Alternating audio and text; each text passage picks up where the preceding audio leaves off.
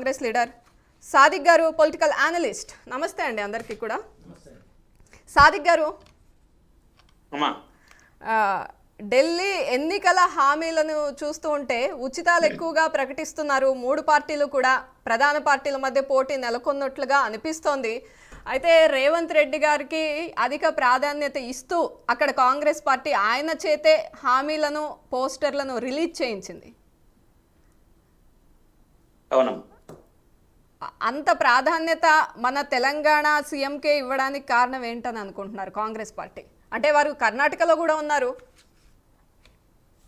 అవును, అక్కడ నిజంగా కూడా ఢిల్లీ వాళ్ళ మీద తెలంగాణ ప్రభావం అనేది అసలు ఉండనే ఉండదు. ఎందుకు ఉండదో నేను చెప్తాను. భారతదేశంలో మీరు ఏ రాజకీయ పార్టీలను చూసుకుంటూ వచ్చినా కూడా, అంటే రాష్ట్రాల లోపల రాజకీయ పార్టీలన్నీ కూడా డిఫరెంట్ గా ప్రాంతీయ పార్టీలు ఉన్నాయి. కానీ ఆమ్ ఆద్మీ పార్టీని బాగా తన హృదయంలో పెట్టుకున్నటువంటి రాష్ట్రం ఢిల్లీ రాష్ట్రం, ఆ తర్వాత పంజాబ్. అయితే ఢిల్లీలో ఉండేటువంటి సాధారణమైన జనమంతా కూడా మామూలుగా కొద్దిగా లిటరసీ రేట్ ఎక్కువగా ఉంది. ఆ తర్వాత రెండో విషయం అంటే ఉద్యోగస్తులు, తర్వాత సాఫ్ట్వేర్ సంబంధించిన వాళ్ళు, తర్వాత ఈ యూత్ అనేది చాలా ఎక్కువగా ఉంది. ఇంకొక ముఖ్యమైన విషయం ఏంటంటే ఢిల్లీలోనే ప్రధానంగా అన్ని రాజకీయ పార్టీల కేంద్ర కార్యాలయాలు అక్కడే వీళ్ళంతా పనిచేస్తూ ఉంటారు. అయితే ఇక్కడ తెలంగాణ అనే బదులు కాంగ్రెస్ పార్టీ తనంతట తానుగా అక్కడ పోటీ చేయాలి తప్ప తెలంగాణ రాష్ట్రాన్ని చూస్తే ఇంకా నెగిటివ్ అయ్యే అవకాశం ఉంటది. తెలంగాణ రాష్ట్రం గురించి అక్కడ ఇప్పుడే మాట్లాడుకోకుండా ఉంటే బాగుంటే ఉండేది. అంటే సాదిక్ గారు, తెలంగాణలో వారు ఫెయిల్ అయ్యారనేది మీ ఉద్దేశమా? అంటే తెలంగాణని ఒక రిఫరెన్స్ లాగా చూపిస్తే లాస్ అవుతారు అంటున్నారు కదా. ఇంకా ఇక్కడ మనము పరీక్ష జరుగుతుందమ్మా, ఇంకా ఫలితాలు రాలేదు మన దగ్గర. అంటే 1 year అయింది. 1 year అయిన తర్వాత పాస్ మార్కులు వేస్తా అని మా హరగోపాల్ గారు చెప్పారు. పాస్ మార్కులు వేస్తా అంటే అలాంటి వాళ్ళ మాటలు వింటున్నప్పుడు ఆ పాస్ మార్కులకు తర్వాత first class, second class, third class తేడా ఉంటది. కాబట్టి పాస్ మార్కులు మాత్రమే వచ్చినాయి. ఇంకా మార్కులను సంపాదించుకోవాల్సిన అవసరతలో కాంగ్రెస్ పార్టీ తెలంగాణలో ఉంది. రైట్. కానీ ఒక సక్సెస్ఫుల్ మోడల్ గా మాత్రం చెప్పుకునే పరిస్థితి కాంగ్రెస్ కి లేదు, అంతేనా? అస్సలే లేదు. ఎందుకంటే అక్కడ ఉన్నటువంటి విద్య కానివ్వండి, ఢిల్లీలో ఉన్నటువంటి విద్య మనం పోయి నేర్చుకొని తీసుకుంటాం. ఢిల్లీలో విద్య, ఢిల్లీలో ఉన్నటువంటి ఇన్ఫ్రాస్ట్రక్చర్, విద్యాలయాలకు సంబంధించి, ఢిల్లీలో సంబంధించిన హెల్త్ కి సంబంధించి. కాకపోతే ఒకటి ముఖ్యమైన విషయం ఏమో, వాళ్ళు చేయగలిగిందంతా చేశారు. ఢిల్లీలో కేజ్రీవాల్ తో నాకు అనుబంధం కూడా ఉంది. మేమంతా కూడా ఆర్టీఐతో కలిసి పనిచేసిన వాళ్ళం. మేము రాజకీయ పార్టీలకు దూరంగా ఉండాలని అనుకున్న వాళ్ళం.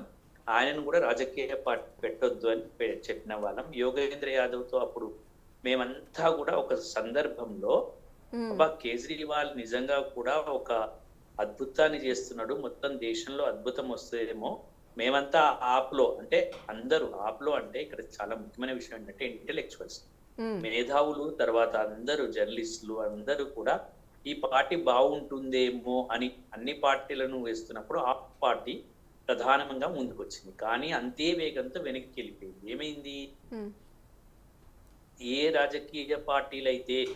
రాజకీయ పార్టీలు ఇట్లా ఉండొచ్చు అని అనుకుంటున్న తరుణంలో ఆపు టక్కీమని అనేక స్కామ్లో ఇరిపోయినాం.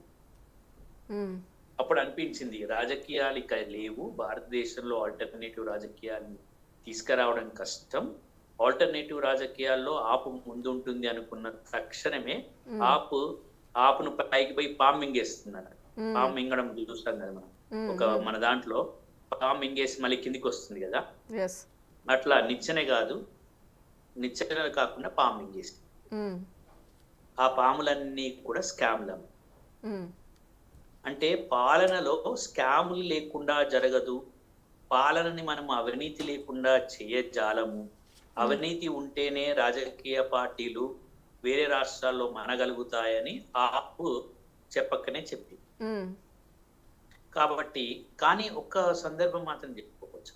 ఉమ్, ఇక్కడ చాలా ముఖ్యమైన సందర్భం ఒకటి చెప్పుకోవచ్చు. కొన్నిటి మాత్రం ఇప్పుడు చూడండి, ముఖ్యమంత్రి ఎక్కడైనా రాజీనామా చేసి ఒక అవినీతి ఆరోపించినప్పుడు ఉమ్, తన క్యాబినెట్ లో ఉన్న వాళ్ళని పెట్టడం అనేది ఇంకా ప్రూఫ్ కాలేదు కదా అమ్మ, ఇంకా నేరారోపణ కాలేదు కదా. ఉమ్, కాకముందే అతను పక్కకు జరిగి అశుతోష్ కి ఇచ్చాడు చూసారా, ఒక మంచి లైన్ ఆఫ్ యాక్షన్. ఓకే.